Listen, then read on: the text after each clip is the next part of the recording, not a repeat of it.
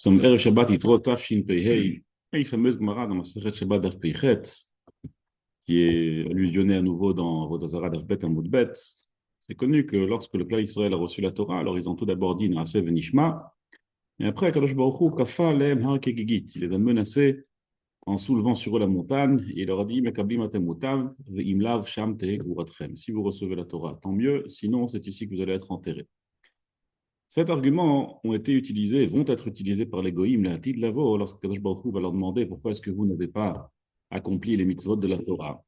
Alors on dit la Gemara, ils vont lui dire comme ça, Ribono shel olam, klum kafita aleinu har kigigit velo kibalnoa. Est-ce que nous aussi tu nous as menacés avec une montagne comme le clan Israël et à cause de ça on a refusé la Torah? Non, tu nous as pas menacés, si ça se trouve, si tu nous avais menacés avec la montagne, nous aussi on aurait accepté la Torah.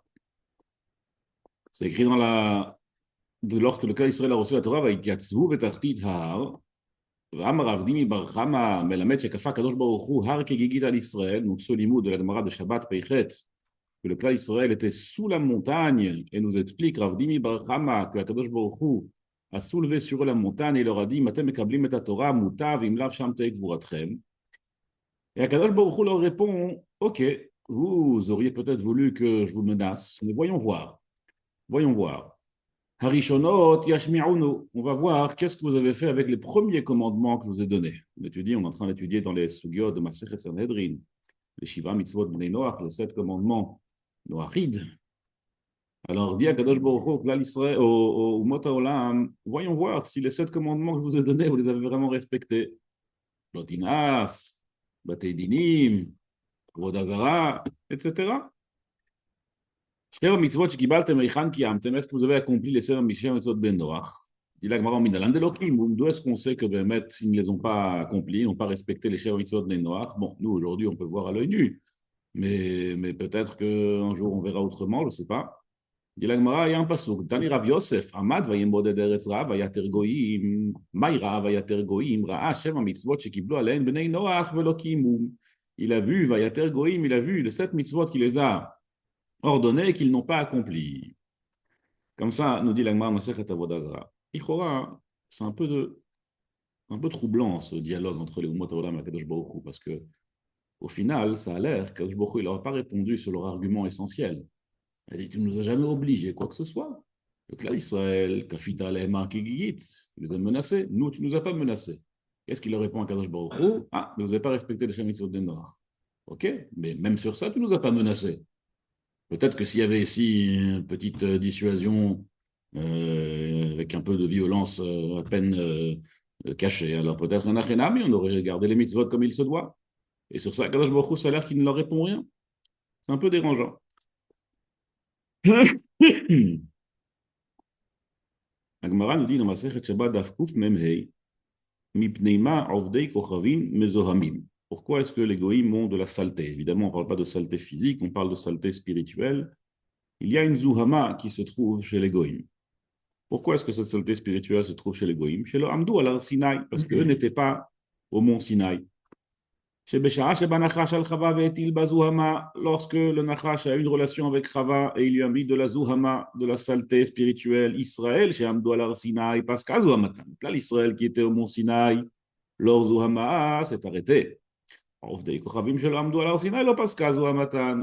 les goïms qui n'étaient pas au mont Sinaï, eux, n'ont pas cette saleté qui s'est estompée. Alors, demande la Gemara, Amar le Rava, Chaberi, de Rav al Ravashi, Geirim Mai. Qu'est-ce qu'on va faire avec les convertis? Les convertis, eux, n'ont pas été au mont Sinaï. Et ça, malheureusement, c'est irréparable. Alors, comment est-ce qu'on peut être possède Zohamatan? Comment est-ce qu'ils peuvent rentrer, devenir juifs et que leurs Zohama disparaissent? S'il y a une guerre, c'est que forcément son mazal était au mont Sinaï. Comme ça nous dit la Gemara.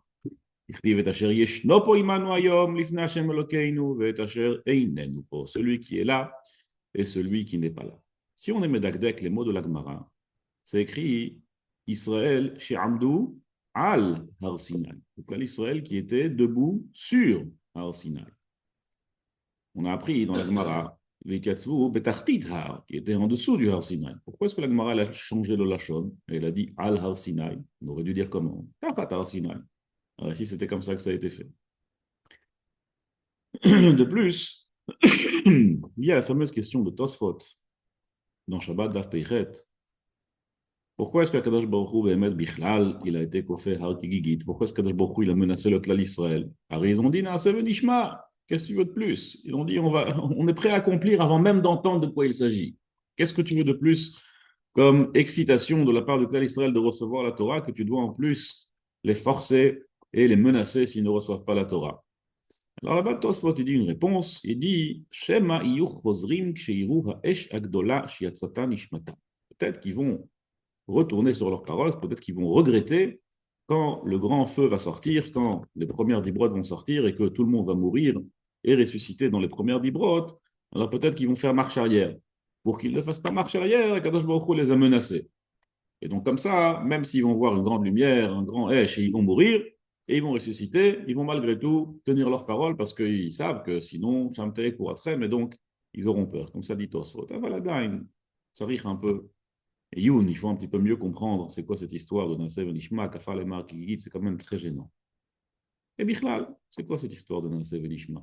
Évidemment, l'encre qui a été versée sur ce Nassé Venishma n'est pas calculable. Mais quand même, on va essayer peut-être d'ajouter aussi un petit quelque chose sur ce Inyan, Ima Asiya Leshmiya. Pourquoi est-ce que la Asiya, l'accomplissement a été avancé avant l'entente des mitzvot, avant la compréhension des mitzvot? Il y a un Yerushalmi dans Masechet Sota qui rapportait dans Rashi de Vezot Abracha, Mimino Esh Dat Lamo.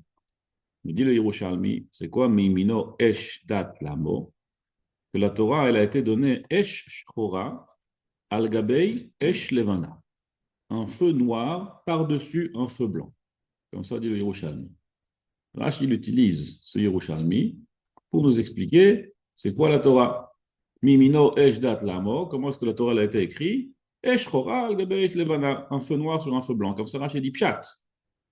C'est intéressant que Rashi utilise ce Yerushalmi pour dire Pshat, Mimino Esh Dat Lamo. Ragav, je suis obligé de partager avec vous, ça n'a rien à voir, mais c'est un très très beau vort du Rav de Ponevitch. Il y a une question d'Igdukit ici dans le Pasuk Mimino Esh Dat Lamo, Pasuk de Tota Bracha. Mimino Esh Dat. Esh Dat, c'est quoi? C'est un feu de commandement. C'est-à-dire que Esh, c'est le feu, Dat, c'est le commandement de Kadosh Baruch Hu, la Torah que Kadosh Baruch Hu nous a donné. D'un point de vue d'Igdouki, d'un point de vue de grammaire, on aurait dû dire Dat Esh, des commandements de feu. C'est quoi un feu de commandement? Ça n'a pas de sens. Comme ça demande déjà Rabbi Ovadia de Barthénour. Rabbi Ovadia de Barthénour, il veut expliquer comme ça le deux Pirushim de Rashi. Aïn Sham. Mais nous dit le Rav de Ponevitch quelque chose de magnifique.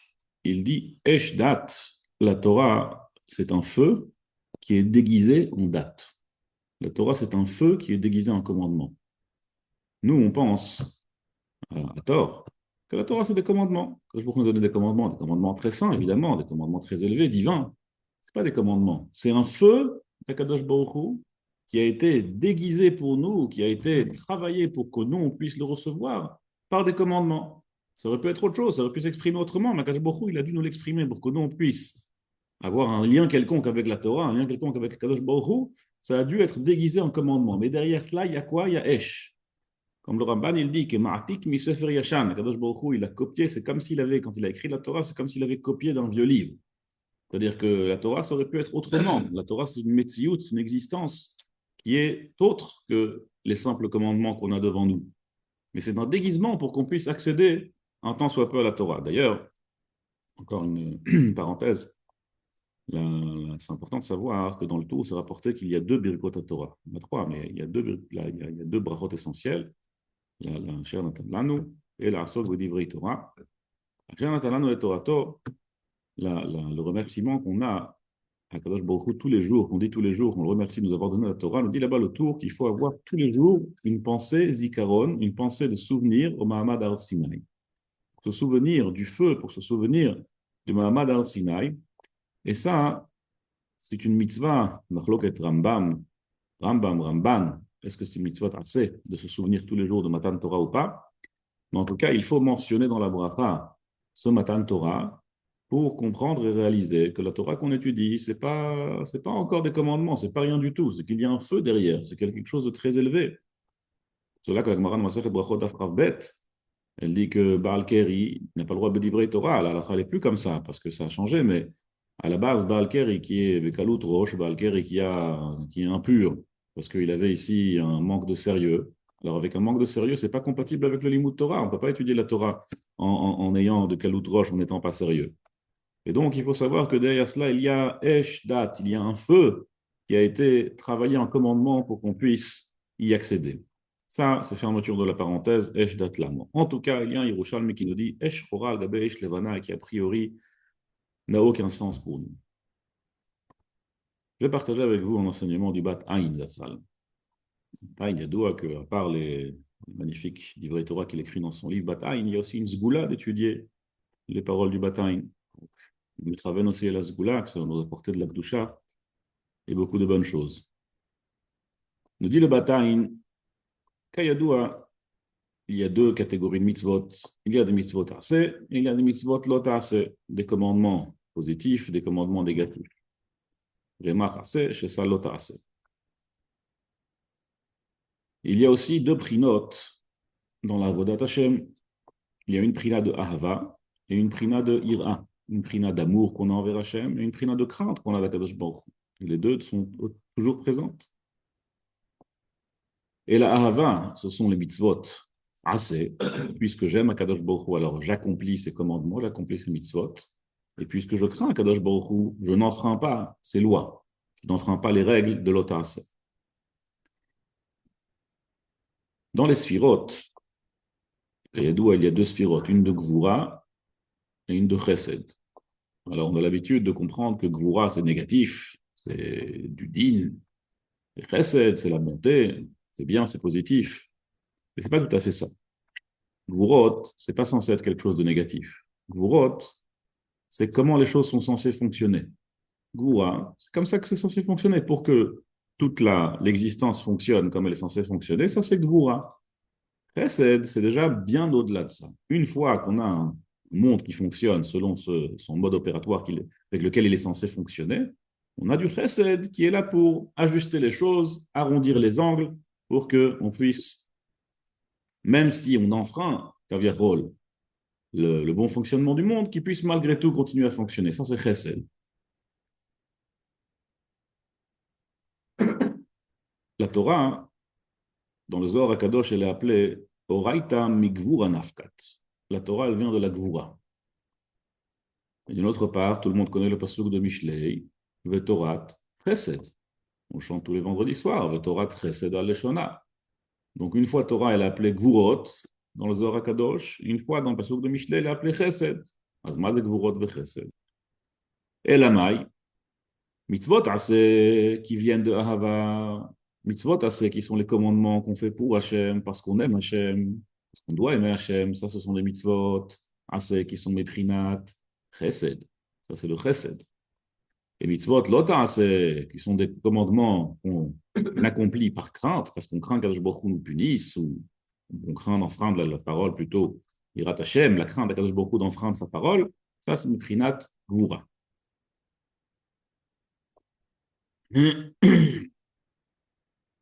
À cela, il faut comprendre que on accomplit les mitzvot, on est mamshir une gdusha sur nous, sur le monde.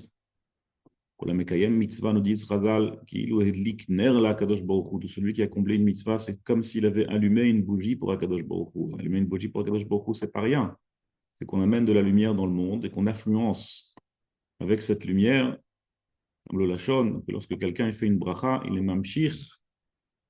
Le chant de Rishonim, il me semble que c'est le Ramban, si je ne dis pas de bêtises, le Rashba, que lorsque quelqu'un fait une bracha, il est mamshir, chesed, alatzmo, ve'al kol ha'olam kulo.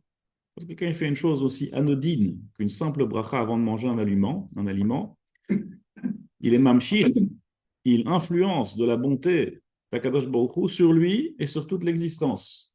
Avec n'importe quelle petite mitzvah, on est mamshir une gdusha. Ça, c'est une mitzvah assez. Mitzvah lot assez, c'est qu'il faut éviter d'être sale. Maintenant, il y a une logique qui est imparable, dit le bataille. Pour pouvoir être mamshir la gdusha, il faut avant tout éviter de nous influencer du mal. Parce que si on est pogem et tatzbeinu, si on influence sur nous du mal en faisant chas v'shalom, en transgressant un commandement de Kadosh Baruch Hu, alors comment est-ce qu'on va être mamshir de la Kedusha? Donc avant tout, il faut faire attention à ne pas transgresser mitzvot lo ta'aseh. Ça, c'est gvura. Et après cela, on peut être mamshir du chesed. Après cela, on peut être mamshir des bonnes choses. Comme dit le verset, qu'on dit tous les Shabbat matin, Sur Mera, Tov. D'abord, il faut s'éloigner du mal, et c'est seulement après qu'on peut être mamshir du chesed. Donc tout d'abord, on doit ne pas transgresser les lots assez, et rien qu'après, on peut être mamshir du chesed à travers les mitzvot assez. Dans la chaîne de Pnimiut Torah, Shachor, c'est Gvura, et Lavan, c'est chesed. Quand on parle de noir, noir, c'est Gvura.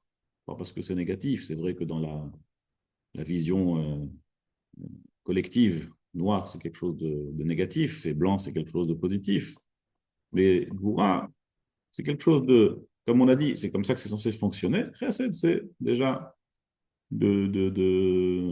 un processus alternatif pour pouvoir faire en sorte que le monde fonctionne, même si on transgresse, Ras Shalom, les commandements de la Torah. Donc, Gvura, c'est Shachor, et Lavan, c'est Chesed. Quand Chazal nous dit dans le Yerushalmi que la Torah elle a été donnée Shachor al Gabei Lavan, c'est-à-dire Esh Shchora al Gabei Esh Levana, un feu noir sur un feu blanc, ça veut dire qu'il faut tout d'abord éviter le feu noir, il faut tout d'abord éviter de transgresser de l'autre assez, et c'est dès qu'après qu'on peut avoir accès au feu blanc, au feu du Chesed, au feu de mitzvot assez. Donc là, l'Israël, quand ils étaient dans le Har Sinaï, ils ont dit Naase venishma. Tout d'abord, on veut accomplir, et rien qu'après, on veut entendre. Ils avaient une telle envie d'avancer dans la Kedusha, après leur Touma qui était en Mitzrayim, et qu'ils ont voulu inverser les choses. Il faut savoir aussi que le Mahamad al-Sinaï, il est moins élevé que faire une mitzvah tassée. Et comme ça, le bataille, il démontre par la logique. Il dit, si toute la raison pour laquelle on a eu un Mahamad al-Sinaï, c'est pour qu'on puisse par la suite accomplir des mitzvot tassées, ça veut dire que le Mahamad al-Sinaï en soi, même si c'est quelque chose d'extrêmement élevé, c'est moins élevé qu'une mitzvah tassée qu'on accomplit. C'est-à-dire qu'à chaque fois qu'on accomplit une mitzvah tassée, pour Akadosh Baruch Hu, par amour pour Akadosh Baruch Hu, on est mamshich, une gdusha et un chesed qui est encore plus élevé que le Mahamad al-Sinaï. Bien sûr, elle est liée au Mahamad al-Sinaï, mais elle est encore plus élevée que le Mahamad al-Sinaï. Et celui qui ne fait pas les mitzvot assez, juste il fait attention de ne pas transgresser les lots assez, lui, il est rien, il est moins que le Mahamad al-Sinaï. Je me rappelle une fois, hein, j'ai demandé à mon père d'Atsal sur quelqu'un, l'homme Shaneki. Il faisait très, très, très attention à beaucoup de choses. Très, très makpid. Très makpid sur ses yeux, très makpid sur la Kedusha. Vraiment, il faisait très, très attention à l'otas. Et malheureusement, d'un point de vue spirituel, il ne décollait pas.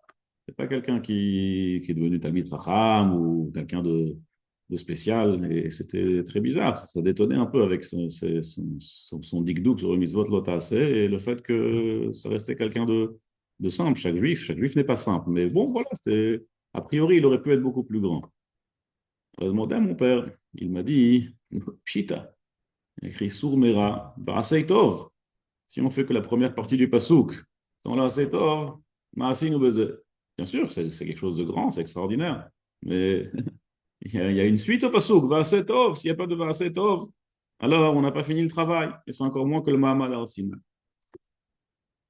Là, l'Israël, quand ils sont arrivés en Arsina, ils ont dit à Kadosh Baruch Hu, Naase venishma. Nous, on veut avoir tout de suite la Kedusha, la Hamshachat, la Kedusha des mitzvot. On ne peut même pas passer maintenant, on ne peut pas attendre, on ne peut pas se permettre d'attendre le lot assez de tout d'abord, ne pas être pogel. Maintenant, on veut la Kedusha. Par cette volonté, Kadosh Baruch Hu, il a fait un grand chesed, Pascal ou Amatan.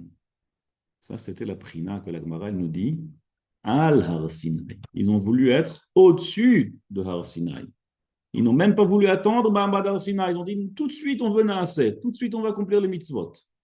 Et ça, c'était un mérite qui a permis, parce qu'à Zohamatan, que leur Zohama, la saleté de Nachash Akadmoni, s'est estompée. Mais Akadosh Baruch Hu leur a dit c'est pas comme ça que ça marche. Kafa alehema kegigit, à cause du naase venishma. Vous voulez inverser l'ordre. Moi, je vous dis au contraire. D'abord, tishme'u, v'achrei zetasu. Vous êtes obligé tout d'abord d'écouter les commandements. Shmiya, c'est miprinat, mitzvat lo ta'aseh, parce qu'on voit juste l'écouter et ne pas accomplir. Beshev al ta'aseh. Et un siya, c'est accomplir la mitzvah. Donc, il leur a dit, im tishme'u mutav, im lav sham te'ek v'rotrem, parce que tout d'abord, vous devez inverser les rôles, vous devez inverser l'ordre. Et d'abord, nishma v'achar kach ya'aseh. Et ça, c'est la raison pour laquelle kafa alehem har kegigit. Mimeile, lorsque les goïms demandent à Kadosh Baruch Hu, c'est la Gemara de Masechet Avoda Zara, pourquoi est-ce que nous, tu nous as pas menacés? On dirait que vous n'avez absolument rien compris. Moi, je n'ai pas menacé le clan Israël. Moi, je leur ai dit d'inverser l'ordre. Eux, ils voulaient tellement, ils étaient tellement mishtokek d'accomplir les mitzvot, que je leur ai dit d'abord Nishma, après Nase. Mais vous, les shivat de mitzvot des noirs, vous ne faites pas. De qui vous vous moquez? Maintenant, vous dites, vous avez tel itlahavut comme le clan Israël, Har Kegigit, vous n'avez rien à voir avec Har Kegigit. Har Kegigit n'est pas une menace. Har Kegigit était une leçon au clan Israël d'apprendre qu'il faut attendre un peu, d'abord Nishma, après Nase. Ratson, Bezrat Hashem, qu'on puisse être zoché, être Mekabel Matan Torah. Il faut savoir que Shabbat Matan Torah, c'est pas rien. Shabbat Matan Torah s'appelle Shabbat Matan Torah, Shabbat Yitro. C'est partie des seuls Shabbatot de l'année, Shabbat Bereshit, Shabbat Shira et Shabbat Yitro, Shabbat Matan Torah. Il y a une force spéciale, Mekabel la Torah. On peut être à nouveau Mekabel la Torah. Ratson, qu'on puisse être Nimna, qu'on puisse éviter, d'être pogem dans nos neshamot, et qu'on puisse après cela être mekayem la mitzvah, mitoch kdusha vetara et mamshir kdusha sur le monde entier. Kol tov ve Shabbat shalom.